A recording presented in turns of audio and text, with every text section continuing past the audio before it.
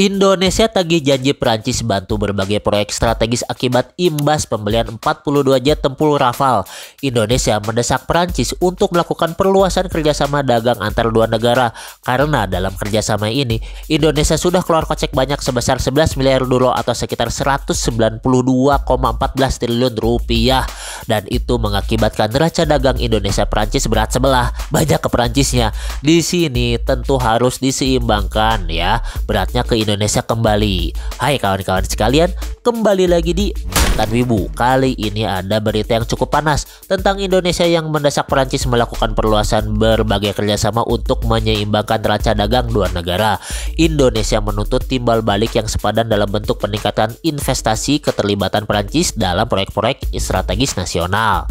Hal itu dilakukan langsung oleh Menteri Koordinator Perekonomian Airlangga Hartarto kepada Menteri Ekonomi dan Keuangannya Prancis Eric Lombard, dilansir dari CNBC Indonesia. Saat ini Prancis menikmati keuntungan besar dalam perdagangan dengan Indonesia, terutama setelah Indonesia melakukan pembelian besar-besaran pada sektor pertahanan ya tadi 42 jet tempur. Dengan besaran transaksi perdagangan di sektor militer ini, Indonesia harus mengalami defisit perdagangan terhadap Prancis. Defisit neraca perdagangan antara Republik Indonesia dan Prancis mencapai sekitar 738,5 juta US dollar pada tahun 2023 kemarin, meningkat tajam pada tahun 2022 yang asalnya sekitar 248,6 juta US dollar. Maka dari itu tidak heran Menteri Airlangga menyodorkan permintaan perluasan hubungan kerjasama dengan Prancis. Pernyataan Menteri Airlangga ini pasti direspon juga oleh Menteri Lombard. Dia menyebutkan negaranya berpotensi untuk meningkatkan investasi di Indonesia. Wah, dengan cara-cara tagih kayak gini berarti efektif juga ya untuk menguntungin Indonesia. Kira-kira negara mana saja yang perlu kita tagih lagi agar neraca perdagangan Indonesia dengannya itu bisa imbang? Tulis di kolom komentar ya kan. Oke, lanjut. Berarti ya, Prancis memang sudah bersedia membantu Indonesia pada beberapa proyek-proyek strategis nasional pada sektor energi, transportasi, dan juga telekomunikasi. Ya agar adil aja gitu neraca dagangnya nggak berdefisit terus gitu di Indonesia.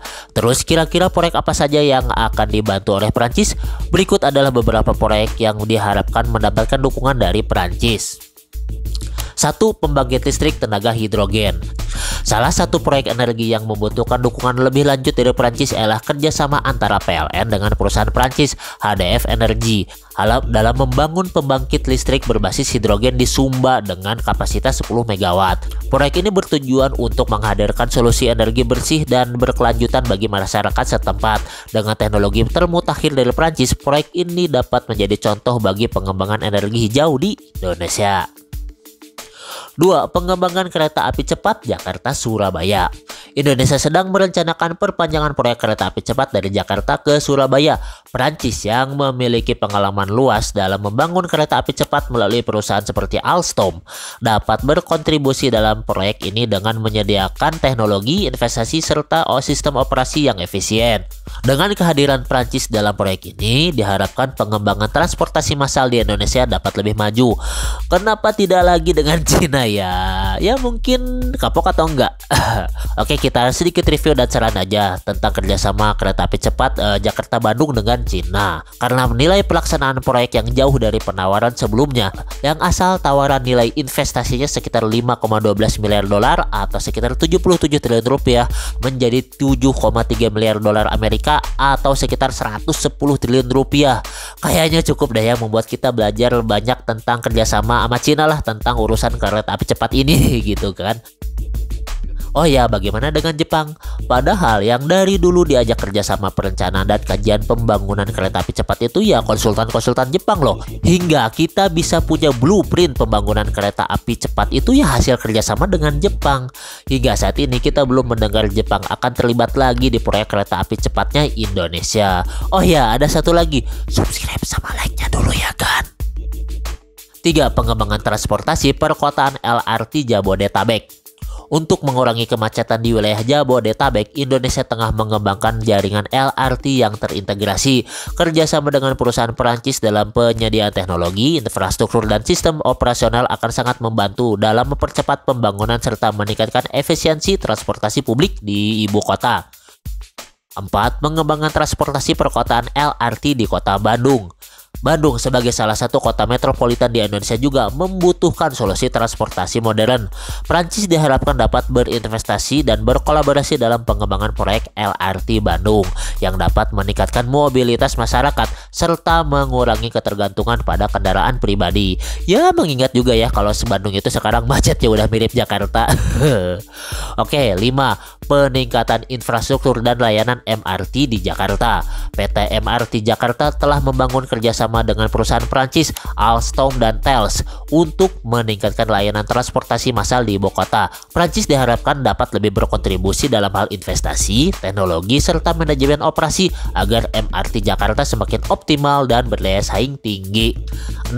Revitalisasi stasiun Bandung bertaraf internasional. Pemerintah Kota Bandung telah bekerja sama dengan Prancis dalam proyek revitalisasi stasiun Bandung dengan investasi senilai 1,3 triliun. Dengan modernisasi yang bertaraf internasional, proyek ini dapat meningkatkan kenyamanan penumpang serta mendukung pengembangan transportasi kereta api yang lebih baik. 7. Kerjasama High Throughput Satelit atau HTS. Indonesia melalui PT Telkom Satelit Indonesia atau Telkomsat berencana untuk membangun High Throughput Satelit atau HTS di slot orbit 113 BT.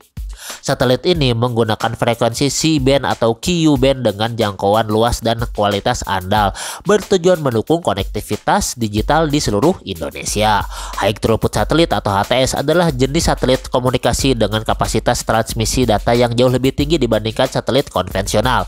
HTS menggunakan teknologi spot beam yang membagi cakupan wilayah menjadi beberapa sinyal kecil dengan frekuensi yang dapat digunakan kembali atau frekuensi reuse. Hal ini meningkatkan efisiensi spektrum dan dapat memungkinkan kecepatan data yang lebih tinggi dengan biaya yang lebih murah.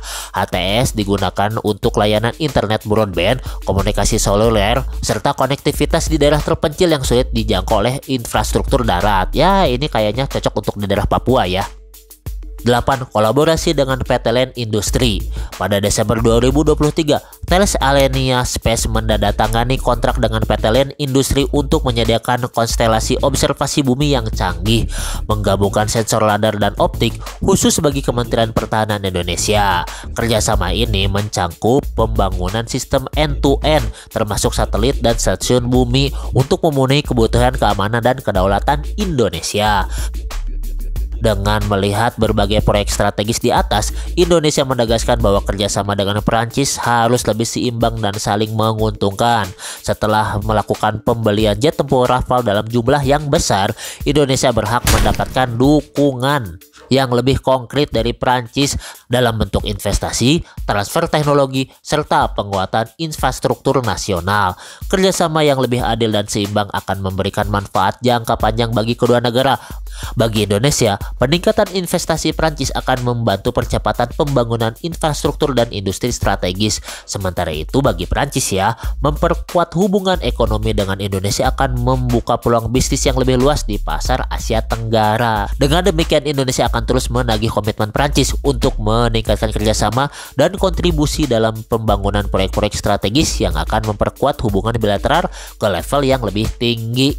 Oke, sekian dulu kontennya. Semoga bermanfaat. Akhir kata, wassalamualaikum warahmatullahi wabarakatuh. Stay tune terus di Mantan Wibu.